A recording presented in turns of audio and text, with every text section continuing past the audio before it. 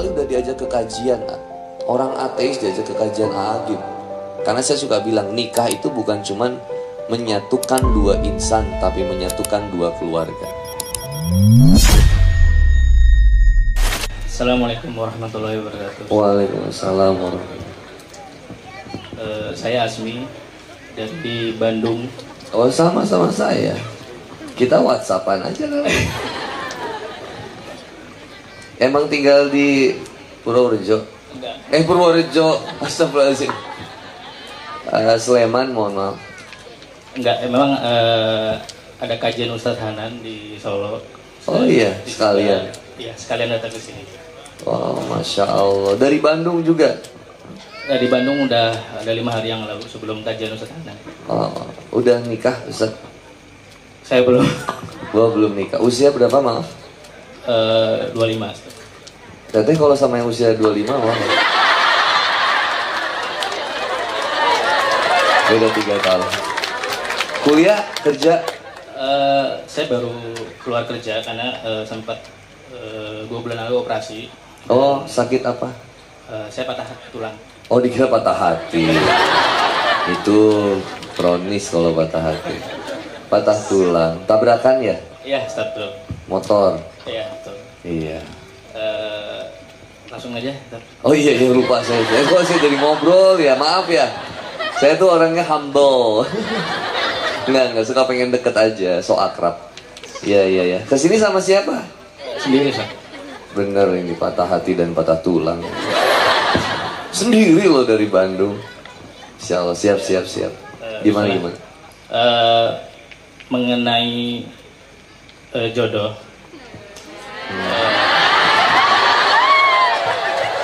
Ada ini nggak yang nyetrum gitu? Enggak. Iya, maaf. Ini antara saya aja sama dia. Gimana? Jadi gimana sih sebenarnya bukti atau tanda-tanda bahwa dia itu benar-benar berjodoh? Karena ada sebuah perasaan di mana ketika mengagumi bahkan menyukai seseorang dalam aktivitas seperti ibadah kita meningkat, tapi di sisi lain kita takut bahwa apa yang kita lakukan ibadah meningkat itu semua bukan karena Allah gitu, Ustaz. Nah, gimana sih sikap kita dalam menyikapi perasaan tersebut? Seperti itu, Ustaz. Insyaallah. Ada satu lagi, Ustaz. Oh iya, boleh. Ketika seseorang sudah berumah tangga, yang mana saya pernah dengar salah satu bahwa dia tuh tanda jodoh adalah ketika setelah akad. Nah, bagaimana ketika seseorang yang sudah bercerai, itu gimana, Ustaz? Seperti itu saja dari saya. Assalamualaikum warahmatullahi wabarakatuh. Waalaikumsalam warahmatullahi wabarakatuh. Kalau memang nyari, kalau misalkan berjodoh dengan yang cari yang di Jawa Barat atau Jawa Tengah? Enggak, ini nanya aja. Enggak sih, saya enggak itu yang mana aja lah, yang penting terbaik dari Allah. Masya Allah. Janda nggak apa-apa. Jambu batu gitu. Janda manis baru beranak 1. Atau mau yang memang perawan ting-ting? Kalau dari pendapat ibu saya sih nggak ada masalah. Masya Allah. Tapi bagus yang perawan sih ya. Maksudnya yang perjaka itu cocoknya dapetin yang perawan, kata Nabi gitu. Kalau ta'adud nikah yang kedua baru dengan janda yang ditinggal menikah. Tapi kita nggak bahas itu ya nanti ya. Tadi pertanyaannya aja ya. Siap, terima kasih ya. Barakallah. Dari Bandung jauh-jauh nanyanya di Sleman, padahal di rumah saya aja nanti ya.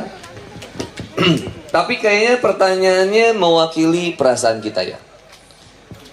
Apa yang menjadikan tanda bahwa dia adalah jodoh kita? Itu ada yang hadis yang tadi kita bacain. Innamal a'malu binniyat wa innamal likulli imrin ma nawa. Man kana hijratu ilallahi wa rasulihi fa hijratuhu ilallahi Rasulih. Siapa yang hijrahnya karena Allah dan Rasulnya, maka dia akan sampai kepada Allah dan Rasulnya. Makanya jatuh di dunia. Tapi barang siapa yang hijrahnya karena urusan dunia, ini yang saya tadi bilang, harus benar-benar lurusin niat. Kalau orang dekat Allah gara-gara sesuatu, banyak hutang, tobat. Diceraiin, ditinggalin, diputusin, tobat. Harus langsung lurusin niat. Itu jadi perantaranya boleh, tapi harus benar-benar kita sekarang lurusin niat. Siapa yang hijrahnya karena urusan dunia atau karena seseorang yang ingin dia nikahi. Makanya dulu di zaman Rasulullah Muhammad SAW itu ada yang namanya muhajir Ummu Qais. Jadi orang yang berhijrah taubat gara-gara Ummu Qais, gara-gara wanita. Maka kata Rasulullah Muhammad SAW, dan dia akan dapatkan itu, tapi dia tidak mendapatkan Allah dan Rasul. Artinya ini udah ada kasusnya dari dulu. Orang yang berubah gara-gara seseorang itu ada.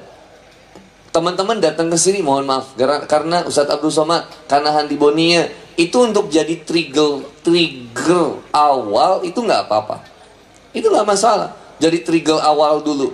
Tapi untuk berikutnya kita memproses lagi niat kita dan memprogres lagi ilmu kita sampai akhirnya kita senantiasa terbiasa untuk senantiasa ikhlas ridho karena Allah.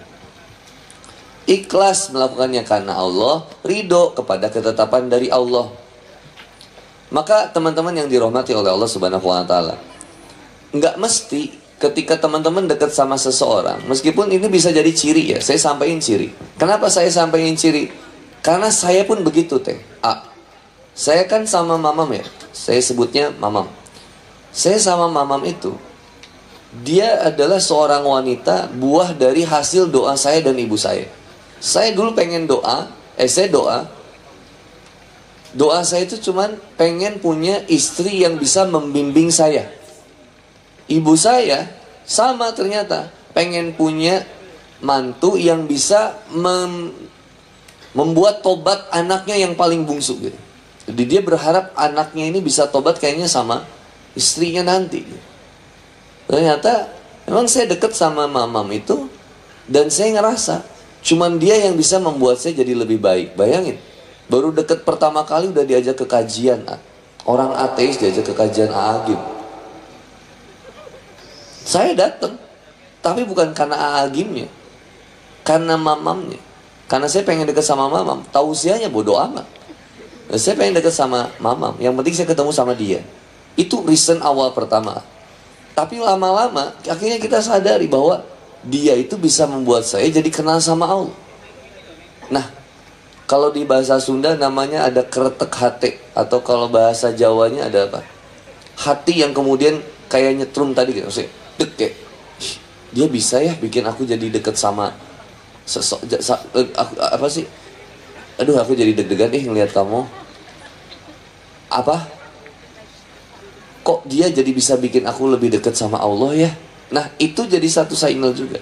Karena jodoh yang terbaik itu sebenarnya mampu membuat kita lebih dekat dengan Allah. Tapi nggak make unsur yang lain. Jangan sampai kemudian malah banyak gini teh. Ada seseorang yang membuat seseorang yang lain dekat sama Allah, tapi akhirnya ujung-ujungnya jadi zina maksiat juga. Itu banyak kasus yang kayak gitu. Saya udah ketemu juga. Jadi jaga hubungan itu. Kalau mau benar-benar ta'aruf, pakai sistem Islam. Jangan kemudian aturan Islam. Jangan kemudian bablas. Boleh chat-chatan, kalau bisa chat-chatannya di grup. Ada mahramnya lebih bagus. Kalau enggak, kalau mau ketemuan kayak di film Jomblo, apa sih? Yang si Bang Adin tuh film apa? Jomblo Fisabilillah. Ketemuannya ya sama temennya misalkan. Ada temennya yang nemenin untuk kemudian dia ngobrol. Nah, ciri-ciri jodoh yang terbaik yang pertama adalah dia bisa membuat kita lebih dekat sama Allah yang pertama. Yang kedua, ada mimpi, ada jawaban dari mimpi salah satunya. Mimpinya baik. Kalau mimpinya yang buruk ketika kita lagi meminta kepada Allah tentang jodoh kita, mimpinya buruk, ketemu buaya, ketemu ular, hal-hal yang gak kita sukain, maka tinggalkan. Yang ketiga, ibu orang tua kita itu, kalau orang tua yang soleh, solihah, ibu kita solehah, muslimah sejati, itu dia punya feel itu, dia ngerasa cocok. Karena saya suka bilang, nikah itu bukan cuman menyatukan dua insan, tapi menyatukan dua keluarga. Maka silakan kemudian kriteria tadi punya, sampaikan kepada Allah. Sama kayak Teteh tadi, Teteh boleh menentukan, saya boleh nggak menentukan saya mau suami yang nggak perokok, saya pengen suami yang S2 misalkan, ya sama misalkan, boleh, nggak masalah. Dan itu nggak menghambat jadi nggak ada jodohnya, nggak. Dan itu yang dimintakan sama Allah, mintainnya sama Allahnya gitu. Kalau AA juga tadi, udah misalkan AA udah pengen, saya udah mau nikah, bismillah. Tapi ciri-ciri tanda-tandanya apa? Gak usah fokus ke tanda-tandanya. Yang pertama, perbaiki taubat kita sama Allah, perindah dengan amal kita. Yang ketiga, ikhtiar kita tadi, dari 4 poin yang tadi. Dari keluarga, orang tua kita ada yang mau bantu cariin atau enggak. Dari guru kita ada yang bantuin cariin atau enggak. Dari sahabat kita. Dan terakhir, ikhtiar kita sendiri. Tapi jangan langsung ke mandiri lah saya satu. Karena kalau jalur mandiri, pertanggungjawabannya susah. Mau siapa yang menengahi? Walaupun banyak yang berhasil, ada yang dapat jodoh dari jalur apa? Jalur, tapi ada dari apa sih namanya? Tinder. Saya bilang ya, gimana ketat hukumnya? Ya saya bilang ya itu mungkin jodohnya di situ, tapi nggak jadi satu-satunya caranya kayak gitu, karena resikonya gede. Cari yang bener aja. Kayak gimana cari yang bener? Ya udah, yang sama-sama ngumpul, ketemu ada di mana. Bahkan kalau bisa yang satu visi, satu misi, tujuannya sama, mau ibadah sama Allah, pengen lebih baik di jalan Allah. Nah cari yang kayak gitu aja, nggak susah kok, insya Allah. Kita mikirnya makin susah ya nggak akan dapat juga. Kira-kira jodoh yang terbaik ada di tempat klub malam atau ada di masjid? Kan paham. Maka berarti kita harus ada di klub malam atau di masjid? Di masjid. Tapi saya suka bilang, meskipun yang di masjid juga masih banyak kemungkinan baik akhlaknya kurang bagus dan seterusnya. Tapi ingat, kita kalau nikah jangan cari yang sempurna. Ya saya tadi bilang, Teteh nggak apa-apa selama masih masuk di akal saya pengen suami yang nggak perokok. Oke, fine. Tapi kalau Teteh udah bilang saya nggak mau yang perokok, saya pengen tingginya 170 cm. Kalau bisa berat badannya yang di atas 60, nggak boleh harus di bawah 75, nggak boleh terlalu besar. Dan mohon maaf Ustaz, saya nggak suka laki-laki yang terlalu banyak bulunya. Saya nggak mau suami yang banyak banget jenggot, itu geli banget. Terus yang keenam, bisa menyelamatkan dunia dari gangguan monster. Oh nggak tuh, makin nggak logis ke saya. Udah aja yang syariat yang biasa. Saya nggak mau suami saya ngerokok. Boleh nggak kalau misalkan alasannya gini? Mohon maaf, misalkan saya keluarga saya dari Muhammadiyah Ustaz, saya pengen kemudian punya seorang jodoh dari Muhammadiyah juga. Boleh nggak kalau kayak gitu? Boleh. Bahkan saya suka bilangin kalau bisa yang memang satu frekuensi, satu perjuangan, itu lebih enak. Saya sama keluarga istri saya cara pandangnya berbeda. Keluarga istri saya lebih ke NU, keluarga dari ibu saya lebih ke Persis. Tapi nggak kemudian kita jadi bermusuhan. Tetap ketika jalan-jalan, kakak saya ada yang jamaah tabligh, kakak saya yang perempuan Muhammadiyah, seru di kita itu, rame. Papa saya kejauhan, jadi seru gitu. Sayanya liberal dulunya, komunis, ateis, jadi banyak ideologi di rumah saya itu. Tapi akhirnya ketika nikah kelurusin semuanya.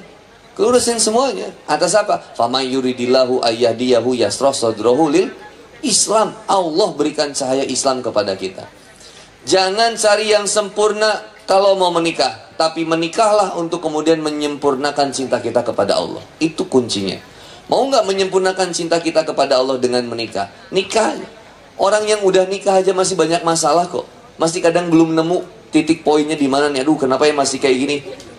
Karena tadi saya bilang, saya sepakat dengan ustazah yang tadi Teteh buat sampaikan ke A juga, bahwa kunci bahagia itu memang bukan terletak pada harta, bukan terletak kepada fisik, bukan terletak kepada kedudukan, tapi letak kebahagiaan itu adanya di dalam ketakwaan. Lihat Quran surat Yunus ayat ke-58. bahwa kul bifadlillahi wa birahmatihi fabidzalika falyafrahu. Dengan rahmat dan karunia dari Allah lah kalian merasa berbahagia, dengan iman dan Islam. Allahu a'lam bishawab.